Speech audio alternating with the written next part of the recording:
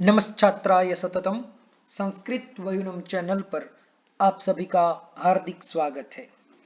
अष्टांग हृदय की इस श्रृंखला में हम अजस्र सर्वांग सुंदरा के साथ प्रथम अध्याय का अध्ययन कर रहे थे। आयुष्कामीय जो यह अध्याय है वह आज सर्वांग सुंदरा के साथ संपूर्ण होने वाला है। तो आपने अभी तक प्रथम अध्याय का संपूर्ण अध्ययन सर्वांग सुंदरा टीका के साथ नहीं किया है तो आप प्लेलिस्ट में जाकर सारे वीडियो के माध्यम से आप उसका अध्ययन कर सकते हैं। पूर्वोक्त वीडियो में हमने शारीर स्थान और निदान स्थान में कहे गए अध्यायों का नाम मात्र ग्रहण करके अध्याय संग्रह में उसे पढ़ा था। अब आगे चिकित्सा स्थान, कल्प सिद्धि स्थान और उत्तर तंत्र के अध्यायों का नाम परिगणन करते हुए महर्षि वाग्भट्ट कहते हैं चिकित्सितम उच्यते, यानी चिकित्सा स्थान में कौन कौन से अध्याय है उनके नाम का परिगणन करते हैं।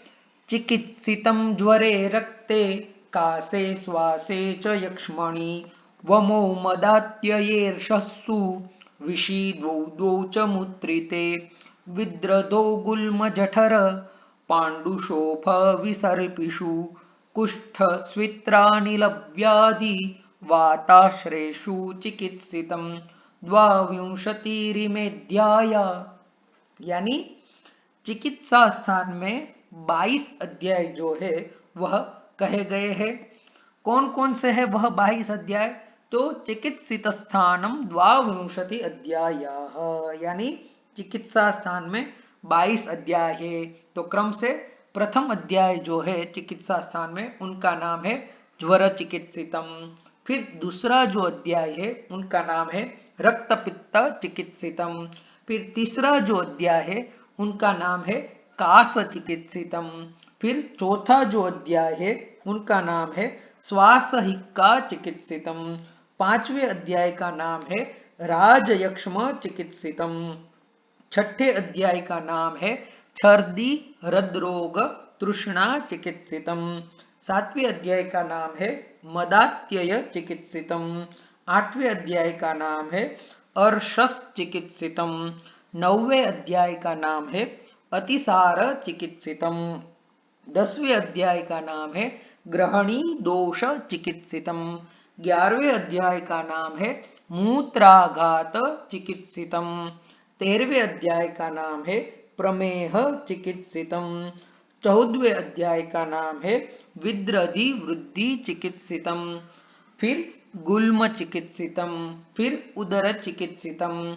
फिर पांडु रोग चिकित्सितम। 17वें अध्याय का नाम है स्वयथु चिकित्सितम। फिर 18वें अध्याय का नाम है विसर्प चिकित्सितम। 19वें अध्याय का नाम है कुष्ठ चिकित्सितम। 20वें अध्याय का नाम है स्वित्र कुकृमि चिकित्सितम। 21वें अध्याय का नाम है वात व्याधि चिकित्सितम। और अंतिम अध्याय का नाम है वात शोणित चिकित्सितम। तो इस प्रकार से चिकित्सा स्थान में ज्वर चिकित्सा से लेकर वात शोणित चिकित्सा पर्यंत 22 अध्याय जो है वह कहे गए हैं। इसके बाद जो स्थान है वह कल्प स्थान है। कल्प स्थान के अध्यायों के नामों का परिगणन करते हुए कहते हैं कल्प सिद्धि अतः परम, यानी इससे आगे मैं कल्प सिद्धि के अध्यायों का नाम परिगणन कर रहा हूं। कल्पो वमेर्विरेकस्य तत्सिद्धिर्बस्ति कल्पना सिद्धिर्बस्त्यापदाम षष्ठो द्रव्य कल्प, यानी कल्प स्थान में 6 अध्याय कहे गए हैं। अत ऊर्ध्वम कल्प स्थानम, यानी अब आगे में कल्प स्थान के अध्यायों के नाम परिगणन कर रहा हूं। अत्र कल्पे वमन कल्प, तो वमे है यहां से कल्प स्थान के प्रथम अध्याय का नाम है वमन कल्प। फिर विरेकस्य, यानी दूसरे अध्याय का नाम है विरेचन कल्प। फिर तत्सिद्धि, तत् शब्द पूर्व परामर्श है, यानी तीसरे अध्याय का नाम होगा वमन विरेचन व्यापत सिद्धि। फिर चौथे अध्याय का नाम है बस्ती कल्पना यानी बस्ती कल्प।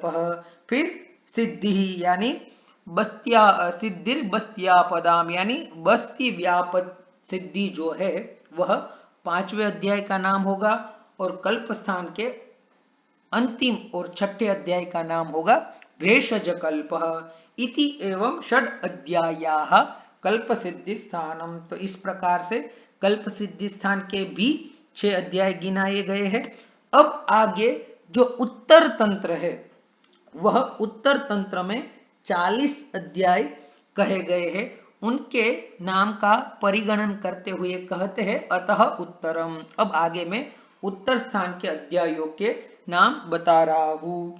बालोपचारे तद्व्याधौ तद्ग्रहे द्वौ च भूतगे जन्मादेथ स्मृति भ्रंशे द्वौ द्वौ वर्तमसु संधिषु द्रक्तमो लिंगनाशेषु त्रयो द्वौ द्वौ च सर्वगे कर्णनासामुख शीरो व्रणे भंगे भगंधरे ग्रंथ्यादौ क्षुद्ररोगेषु गुह्यरोगे पृथक्द्वयम् विषे भुजंगे कीटेषु मुषकेषु रसायने चत्वारिंशोऽनपत्यानाम् अध्यायो बीजपोषणः इत्यध्याय शतं विंशम् षड्भिः स्थानैरुदीरितम्। तो उत्तर स्थान में महर्षि वाग्भट ने उत्तर तंत्र में 40 अध्याय जो है वह यहाँ पर गिनाए हैं। ठीक है, और यहीं पर आयुष्कामीय जो अध्याय है, जो अष्टांग हृदय के सूत्र स्थान का प्रथम अध्याय है, उनकी समाप्ति भी हो रही है। इसलिए पुष्पिका लिखते हुए महर्षि वाग्भट्ट लिखते हैं इति श्री वेद्यपति सिंहगुप्त सूनु वाग्भट विरचितायाम अष्टांग हृदय संहितायाम सूत्रस्थाने आयुष्कामियो नाम प्रथमोध्यायः। तो इस पुष्पिका से हमें यह भी पता चलता है कि वाग्भट्ट के पिता का नाम जो है वो सिंहगुप्त था और वह भी बहुत बड़े वेद्य थे। तो चलिए उत्तर तंत्र में कौन कौन से अध्याय गिनाए गए हैं तो उनका भी नाम ग्रहण करते हैं। अतः उत्तरम, अतः अस्मात् कल्प सिद्धि स्थानात् ऊर्ध्वम उत्तर तंत्रम, यानी कल्प सिद्धि के बाद जो स्थान है उत्तर तंत्र, उनके अध्यायों का नाम मैं बताता हूं। तो उसमें प्रथम अध्याय का नाम है बालोपचरणीयम, फिर है बालामय प्रतिषेधः, तीसरे अध्याय का नाम है बालग्रह प्रतिषेधः, चतुर्थ अध्याय का नाम है भूत विज्ञानीयः, पांचवें अध्याय का नाम है भूत प्रतिषेधः, छठे अध्याय का नाम है उन्माद प्रतिषेधः, सातवें अध्याय का नाम है अपस्मार प्रतिषेधः, आठवें अध्याय का नाम है वर्तम रोग विज्ञानीयम, नौवें अध्याय का नाम है वर्तम रोग प्रतिषेधीयम, 10वें अध्याय का नाम है संधि सीता शीत रोग विज्ञानीयः, फिर 11वें अध्याय का नाम है संधि सीता शीत रोग प्रतिषेधः या फिर तिमिर प्रतिषेधः, 12वें अध्याय का नाम है दृष्टि रोग विज्ञानीयम, फिर 13वें अध्याय का नाम है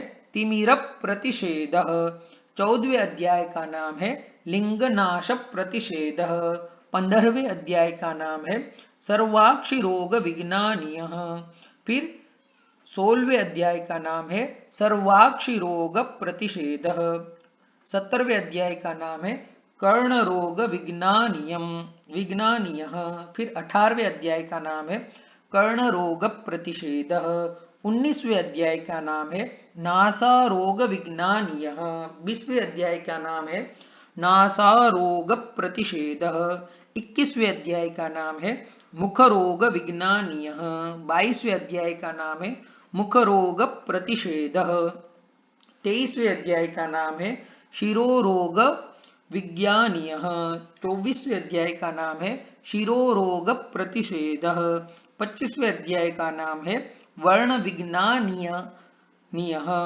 फिर 26वें अध्याय का नाम है सद्यो व्रण प्रतिषेधः, फिर 27वें अध्याय का नाम है भंग प्रतिषेध, 28वें अध्याय का नाम है भगंदर प्रतिषेध, 29वें अध्याय का नाम है ग्रंथ्यर्बुद श्लीपदादि विज्ञानीय, 30वें अध्याय का नाम है ग्रंथ्य बुदादि प्रतिषेध, 31वें अध्याय का नाम है क्षुद्र रोग विज्ञानीय, 32वें अध्याय का नाम है क्षुद्र रोग प्रतिषेध, 33वें अध्याय का नाम है गुह्य रोग विज्ञानीय, 34वें अध्याय का नाम है गुह्य रोग प्रतिषेध, 35वें अध्याय का नाम है विष प्रतिषेध, 36वें अध्याय का नाम है सर्प विष प्रतिषेध, 37वें अध्याय का नाम है कीटलूतादि विष प्रतिषेध, 38वें अध्याय का नाम है मुशिकालर्क विष प्रतिषेध, 39वें अध्याय का नाम है रसायनाध्याय और 40वें और अंतिम अध्याय का नाम है वाजीकरणाध्याय इति। एवमेते 40 अध्यायाः उत्तर तंत्रम। इस प्रकार से उत्तर तंत्र में 44 यानी 40 अध्याय जो है वह कहे गए हैं। तत् इति बालस्य परामर्श। आपने श्लोक में यहां पर पढ़ा होगा बालोपचारे तद व्याधो, तो वहां पर तद से क्या लेना है, बाल शब्द लेना है, क्योंकि तद शब्द बाल का परामर्श है। उसी प्रकार तद ग्रह यानी बाल ग्रह, ऐसा ग्रहण जो है वह हमें करना है, जिससे बालामय प्रतिषेध और बाल ग्रह प्रतिषेध नाम के दूसरे और तीसरे अध्याय का ग्रहण होता है।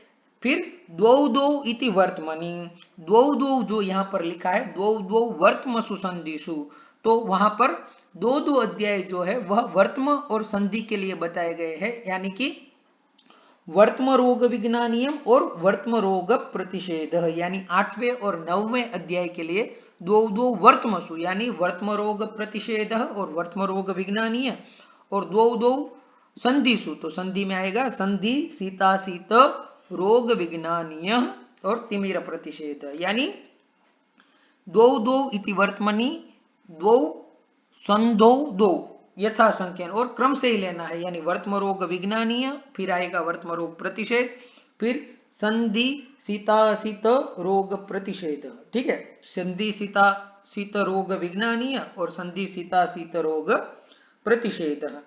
फिर त्रयः इति दृक्तमोलिंगनाशेषु प्रत्येकम एककः, फिर जो त्रयः लिखा है यहाँ पर दृक्तमोलिंगनाशेषु त्रयः, तो वहां पर वही दृष्टि रोग विज्ञानीय, फिर तिमिर प्रतिषेध, लिंगनाश प्रतिषेध, यहाँ प्रत्येक का एक एक ग्रहण करना है। फिर ग्रंथ्यादि क्षुद्र रोग गृह्य रोगेशु पृथक द्वयम प्रत्येकम दो दो, तो इस प्रकार से जहां पर संख्या लिखी हुई है तो उस संख्या का कैसे अन्वय करना है, कैसे अर्थ ग्रहण करना है, उन बातों को सर्वांग सुंदराकार स्पष्ट करते हुए यह सारी बातें बताते हैं। तो अनपत्यानाम अप्रजानाम पुंसाम 44 अध्यायः बीज पोषण शुक्र वृद्धि हेतु। तो देखिए यहाँ पर लिखा हुआ है 44 अनपत्यानाम अध्यायः बीज पोषण, तो 40वां जो अध्याय है जिसे हम वाजीकरण अध्याय भी कहते हैं, वह किस लिए है, वह भोग दृष्टि के लिए नहीं है, लेकिन अनपत्यानाम यानी जिन्हें संतानोत्पत्ति में बाधा हो रही है, ऐसे मनुष्यों के लिए जो है वह बीज पोषण नामक या फिर वाजीकरण नामक 40वां अध्याय है, जो कि शुक्र वृद्धि का कारण है। तो शुक्र आजकल हमारी आहारचर्या या दिनचर्या कुछ ऐसी हो गई है कि आज के यूथ में स्पर्म काउंट्स जो है, ठीक है, वह अक्सर कम दिखने को मिलते हैं, और फिर हम काफी सारी टेक्निक्स करते हैं, ठीक है, और उपचार करते हैं।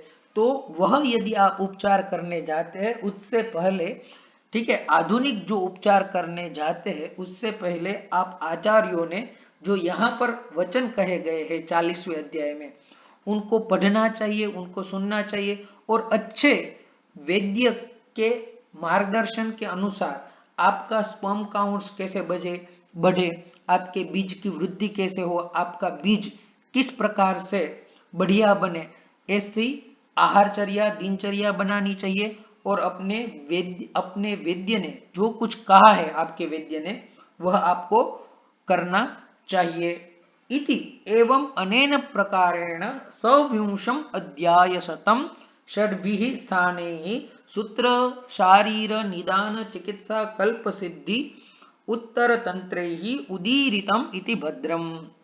तो इस प्रकार से संपूर्ण जो अष्टांग हृदय नामक तंत्र है उसमें 120 अध्याय कहे गए हैं और 6 स्थान कहे गए हैं, सूत्र स्थान, शारीर स्थान, निदान स्थान, चिकित्सा स्थान, कल्प सिद्धि स्थान और उत्तर तंत्र।